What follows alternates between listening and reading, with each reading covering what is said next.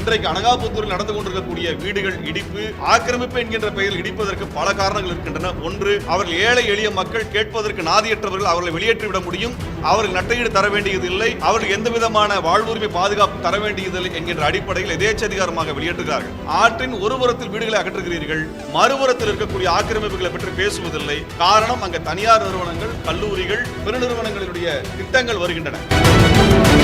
இப்பொழுது அனகாபுத்தூரில் நடந்து கொண்டிருக்கக்கூடிய இந்த வீடுகளை இடிக்கப்படுவது அல்லது ஆக்கிரமிப்புகளை அகற்றுகிறோம் என்கின்ற பெயரில் தமிழ்நாடு அரசு, திமுக அரசு அதிகாரிகள் மேற்கொள்ளுகின்ற இந்த போக்கு என்பது அராஜகமான, ஜனநாயக விரோதமான, ஏழைகள் விரோதமான ஒரு நடவடிக்கை என்பதை நாங்கள் இந்த சமயத்தில் பகிரங்கமாக அறிவிக்க விரும்புகிறோம்.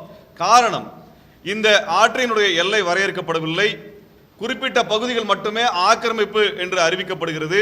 அந்த குறிப்பிட்ட பகுதிகளும் ஏழை எளிய மக்களினுடைய, பாட்டாளிகளினுடைய வீடுகளாகவும் குடியிருப்புகளாகவும் இருக்கின்றன.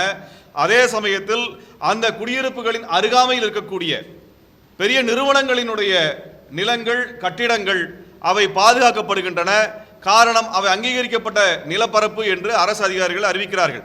ஆக ஆற்றினுடைய ஒரு பகுதி ஆக்கிரமிப்பு என்றும் அதற்கு அருகாமையில் இருக்கக்கூடிய பகுதி ஆக்கிரமிக்கப்பட்ட பகுதி அல்ல என்று அறிவிக்கக்கூடிய இந்த இரட்டைத்தன்மை என்பது இந்த அரசு அதிகாரிகள், ஆளும் கட்சியினுடைய இந்த பெருமுதலாளிகளுடைய சார்பு நிலையை அம்பலப்படுத்துகிறது.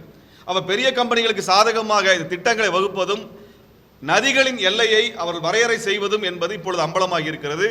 இதற்கான தொடர் போராட்டத்தை 2 ஆண்டுகளாக நடத்தியதற்கு பிறகு நேற்று தான் முதல் முறையாக சென்னை நதிகள் புனரமைப்பு நிறுவனம் என்ற ஒரு நிறுவனம் இருப்பதை வெளிப்படையாக அறிவித்திருக்கிறார்கள்.